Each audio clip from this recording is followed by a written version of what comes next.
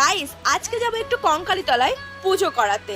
হ্যাঁ, এখানে ওই জন্য আমি হয়ে গেছি রেডি। দেখো রেডি হয়েছি, ঢং করবো না, এ তো হতে পারে না। আর তারপরে তোমরা দেখতেই পাচ্ছ এখানে আমরা ফুল ফ্যামিলি মিলে বেরিয়ে গেছি কঙ্কালীতলার উদ্দেশ্যে।